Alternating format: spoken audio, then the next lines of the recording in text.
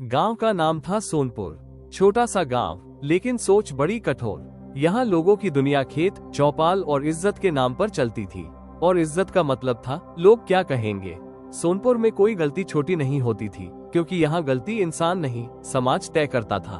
और जिस दिन समाज किसी इंसान को गलत मान ले, उस दिन उसकी सांसें चलती है, लेकिन जिंदगी मर जाती है। इसी गांव में रहती थी राधा। उम्र लगभग 27 साल। चेहरा सुंदर था, लेकिन आंखों में खुशियों की चमक नहीं थी, क्योंकि राधा विधवा थी।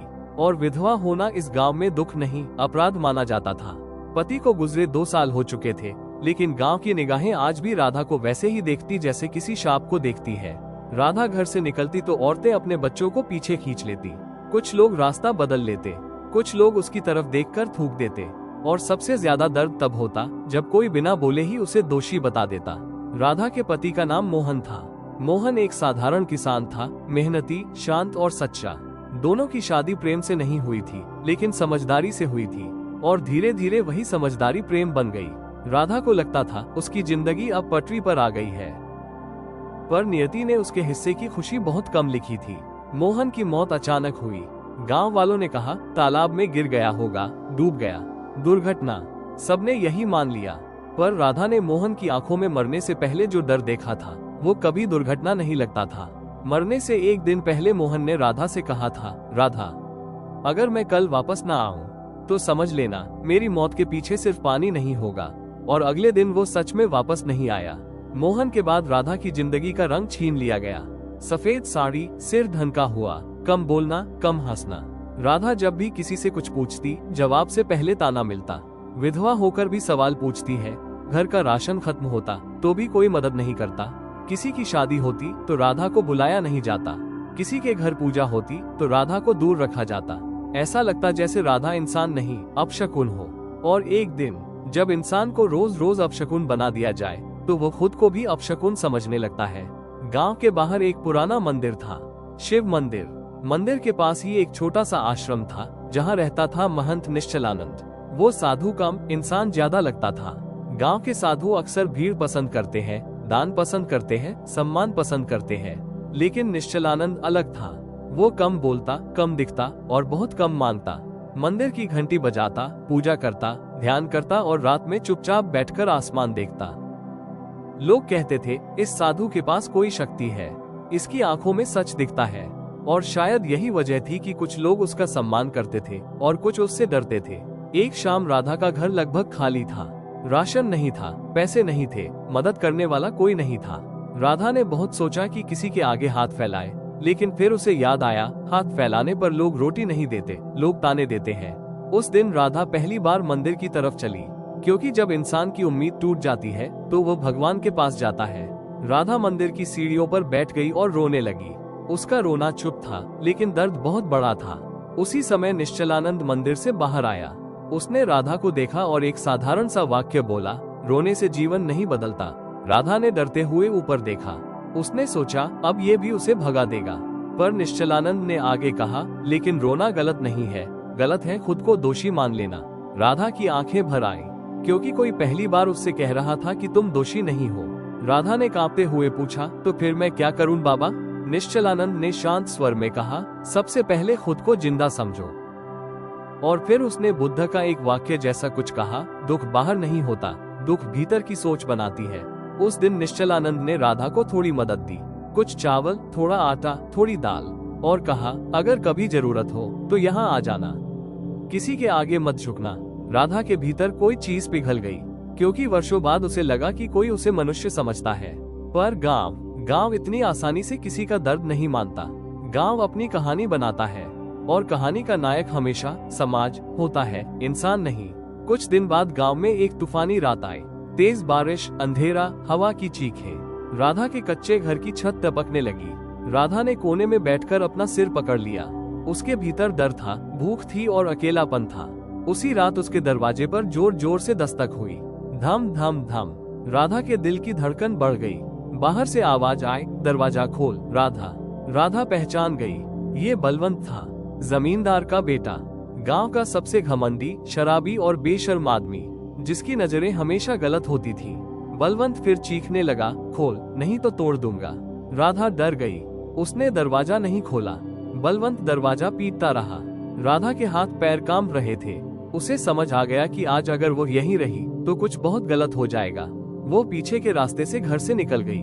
बारिश में भागती हुई, कीचड़ में गिरती हुई, सांसें टूटती हुई, वो बस एक ही जगह जानती थी, मंदिर का आश्रम। राधा आश्रम पहुंची और दरवाजा खटखटाया। दरवाजा खुला। निश्चलानंद सामने था। राधा रोते हुए बोली, बाबा बचा लो। वो निश्चलानंद ने कुछ नहीं पूछा। उसने राधा को अंदर खींच लिया और दरवाजा बंद कर दिया। राधा कांप रही थी। निश्चलानंद ने पानी दिया और पूछा, कौन था? राधा ने डरते हुए कहा, बलवंत। निश्चलानंद की आंखों में एक तेज आया। वो समझ गया कि यह सिर्फ डराने नहीं आया था। और तभी बाहर से आवाज आई, साधु दरवाजा खोल। बलवंत आश्रम तक पहुंच चुका था। राधा के शरीर में जैसे बिजली दौड़ गई। उसने निश्चलानंद का हाथ पकड़कर कहा, बाबा मत जाइए, वो आपको मार देगा। निश्चलानंद ने शांत होकर कहा, डर के आगे भी एक रास्ता होता है। वो बाहर गया। राधा अंदर से सुन रही थी। बाहर गालियां, धमकियां और जोर जोर की आवाजें आने लगी। फिर अचानक एक जोर की धप की आवाज आई। कुछ देर सन्नाटा रहा और फिर निश्चलानंद वापस अंदर आया। उसकी बाह पर हल्की चोट थी। राधा ने कांपते हुए पूछा, आप ठीक हैं? निश्चलानंद ने कहा, हाँ। वो चला गया। राधा फूट फूट कर रो पड़ी। वो निश्चलानंद के पैरों में गिर गई। आपने मेरी जान बचाई। निश्चलानंद ने उसे उठाया, लेकिन उसी क्षण आश्रम की खिड़की के बाहर कोई खड़ा था। एक परछाई, गांव का खबरची हरिया। वो वही देख रहा था जो उसे चाहिए था। राधा और साधु एक ही जगह, रात में, एक ही कमरे में। उसके चेहरे पर शातिर मुस्कान आई और वो चुपचाप चला गया। सुबह होते ही गांव में अफवाह फैल गई, विधवा रात भर साधु के पास थी और गांव में जैसे आग लग गई। लोगों ने कहानी बना ली। किसी ने सच नहीं पूछा, किसी ने कारण नहीं जाना, बस फैसला सुना दिया। पंचायत बैठी। मुखिया चिल्लाया, साधु अगर पवित्र होता तो विधवा को आश्रम में नहीं रखता।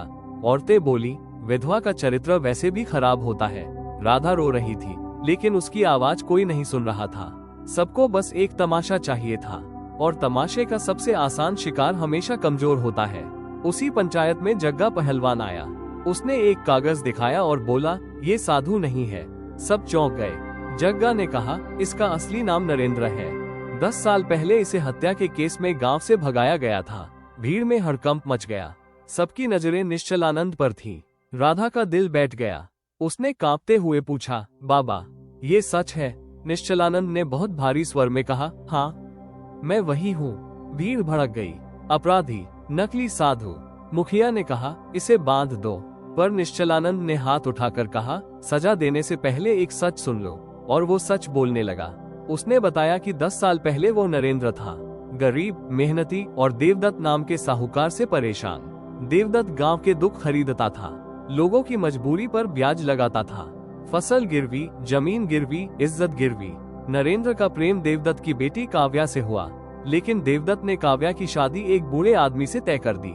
काव्या रोती हुई नरेंद्र के पास आई और बोली, मैं मर जाऊंगी, लेकिन वहां नहीं जाऊंगी। नरेंद्र उसे लेकर भागा। उसी रात देवदत्त की मौत हुई और नरेंद्र पर हत्या का आरोप लगा। नरेंद्र ने कहा, मैंने उसे मारा नहीं, लेकिन मैं वहां था। और फिर उसने बताया कि पीछा करने, मारने, पीटने और समाज की क्रूरता के बीच काव्या टूट गई और आत्महत्या कर ली। उस दिन नरेंद्र भी भीतर से मर गया। वो जंगल चला गया, भूखा रहा, अकेला रहा, और फिर उसने संन्यास लिया ताकि वो खुद को मिटा सके और नया जन्म ले सके। वो लौटकर इसलिए आया क्योंकि कुछ सच अब भी छुपे थे। यही नहीं, उसने राधा से कहा, मोहन मेरा दोस्त था। राधा के लिए ये सुनना बिजली गिरने जैसा था। निश्चलानंद ने बताया कि मोहन जानता था कि देवदत्त की मौत के बाद उसकी जमीन और कर्ज के कागज किसने छीने, और मोहन ने कुछ लोगों को उजागर करने की कोशिश की थी। इसीलिए मोहन की मौत दुर्घटना नहीं थी, उसे पानी में नहीं, साजिश में डुबोया गया था। राधा का शरीर कांप गया, उसकी आंखें लाल हो गईं। अब उसके पास रोने का समय नहीं था, सच चाहिए था। उस रात कुछ लोग आश्रम पर हमला करने आए। 3 आदमी लाठी और रस्सी लेकर अंदर घुसे। उन्हें लगा वे निश्चलानंद को मार देंगे और राधा को उठा ले जाएंगे। पर उसी समय गांव वाले और पुलिस भी आ गई, बलवंत के साथ। बलवंत अब खुद को सही साबित करने का नाटक कर रहा था। वो चिल्लाया, देखो साधु के पास हथियार है। भीड़ फिर भड़कने लगी। राधा समझ गई कि बलवंत खेल खेल रहा है। वो रात में हमला करवाकर सुबह खुद न्याय बन गया। निश्चलानंद ने गुस्से में हथियार नहीं उठाया। उसने बुद्ध जैसी बात कही, क्रोध में लिया गया निर्णय जीवन भर का पछतावा बन जाता है। और फिर उसने सबको मंदिर के पीछे छुपे एक लोहे के बक्से के बारे में बताया। उसने कहा, उस बक्से में देवदत्त की डायरी है। भीड़ मंदिर के पीछे गई, खोदा और सच में बक्सा निकला। उसमें कागजों का ढेर था और एक डायरी। राधा जमीन पर बैठ गई। वो रो रही थी, लेकिन ये रोना हार का नहीं था, ये रोना मुक्ति का था। उसने निश्चलानंद का हाथ पकड़कर कहा, अगर आप नहीं होते तो मैं मर जाती। निश्चलानंद ने कहा, तुम पहले ही जिंदा मर चुकी थी राधा, आज तुम जीना सीख रही हो। राधा ने धीरे से पूछा, लोग फिर भी कहेंगे, लोग कहेंगे कि मैं रात में आपके पास रही। निश्चलानंद ने कहा, बुद्ध कहते हैं लोग तुम्हें वैसे नहीं देखते जैसे तुम हो, लोग तुम्हें वैसे देखते हैं जैसे वो खुद है। राधा रो पड़ी। उसने पूछा, आपने मुझे कभी गलत नजर से देखा? निश्चलानंद ने कहा, नहीं। फिर कुछ पल चुप्पी रही और फिर उसने कहा, लेकिन हाँ, मैंने तुम्हें इंसान की तरह चाहा और जब तुम रोती हो तो मेरे अंदर भी कुछ टूटता है। राधा की सांस कांप गई। उसने कहा, तो ये प्रेम है? निश्चलानंद ने उत्तर दिया, ये करुणा है और करुणा सबसे शुद्ध प्रेम होता है। सुबह हुई, गांव शांत था। राधा आश्रम गई। निश्चलानंद अपनी कुटिया में बैठा था। राधा ने कहा, अब सब ठीक हो गया बाबा, अब आप यहीं रहिए। निश्चलानंद मुस्कुराया, अब मेरा काम पूरा हो गया। राधा घबरा गई, मतलब आप चले जाएंगे? निश्चलानंद ने कहा, हाँ, क्योंकि अगर मैं रुक गया तो लोग कहेंगे ये रिश्ता था और मैं नहीं चाहता कि तुम्हारी नई जिंदगी फिर किसी साए में दब जाए। राधा रो पड़ी, तो मैं क्या करूं? निश्चलानंद ने कहा, खुद को चुनो, अब किसी की शरण मत बनो, अब खुद की शरण बनो। और फिर वो चला गया। राधा मंदिर की सीढ़ियों पर बैठी रही, वही सीढ़ियां जहां उसने पहली बार अपने दर्द को रोया था। आज भी आंसू थे, लेकिन आज आंखों में मजबूरी नहीं थी। अब उसके भीतर एक शक्ति थी, सच की शक्ति। गांव के कुछ लोग आए और बोले, राधा माफ कर देना। राधा ने कुछ नहीं कहा, क्योंकि वो जान चुकी थी कि माफी शब्दों से नहीं, बदलाव से होती है। उसने आसमान की तरफ देखा और मन में बस एक बात कही, जिसे दुनिया पाप कहती है, वो कभी कभी बचाव होता है। और बुद्ध की सीख उसके भीतर गूंजने लगी, लोग तुम्हें गिराने की कोशिश करेंगे क्योंकि तुम उठ रही हो। राधा ने अपने भीतर एक नया जीवन महसूस किया और उसी पल उसने तय किया, अब वो विधवा नहीं, सिर्फ राधा है। एक इंसान, एक मजबूत आत्मा और एक ऐसी औरत जो अब किसी की नजरों से नहीं, अपने सत्य से जिएगी।